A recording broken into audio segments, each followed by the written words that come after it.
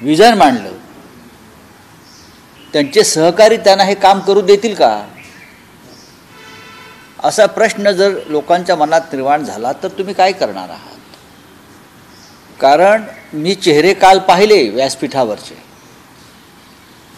त्यांच्या सहकाऱ्यांचे चेहरे काही फार प्रसन्न नव्हते. उद्धव ठाकरे मुख्यमंत्री झाले तेव्हाही त्यांच्या सहकाऱ्यांचे चेहरे असेच पडलेले होते. आणि नंतर माननीय उद्धव ठाकरे हे त्यांची प्रकृती बरी नसताना त्या ICUमध्ये असताना या आमच्या सहकार्याने जो घोटाळा केला त्या घोटाळ्याचा परिणाम काय झाला आहे महाराष्ट्रानं पाहिला आहे. त्याच्यामुळे महाराष्ट्राला स्थैर्य लाभो अशी आमची ईश्वराकडे प्रार्थना आहे. काल देवेंद्रजींनी राज्याच्या 5 मुख्यमंत्र्यांना फोन केले, त्यात उद्धव ठाकरे साहेबसुद्धा आहेत, त्यांनी शुभेच्छा दिल्या.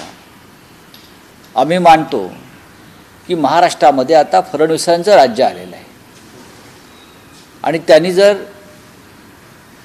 सगळ्यांना एकत्र घेऊन महाराष्ट्राच्या हितासाठी त्यांना मिळालेला कार्यकाल सत्काराने लावला तर नक्कीच आमच्या सगळ्यांच्या त्यांना शुभेच्छा आहेत.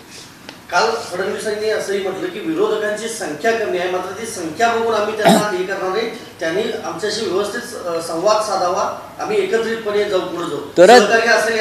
तरच महाराष्ट्राला जर पुढे न्यायचं असेल तर मागच्या 5-7 वर्षामध्ये जे सुडाचं राजकारण राज्यामध्ये केलं त्याची सुरुवात आम्ही केली नाही.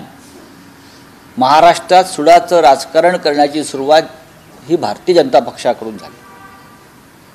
ED, CBI, पोलीस यांचा वापर आम्ही कधीच केला नाही. विरोधकांशी आम्ही कायम प्रेमानं वागलो.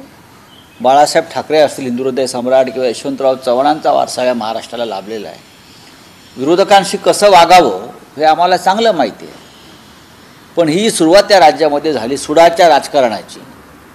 यंत्रणांचा गैरवापर करून विरोधकांना नावं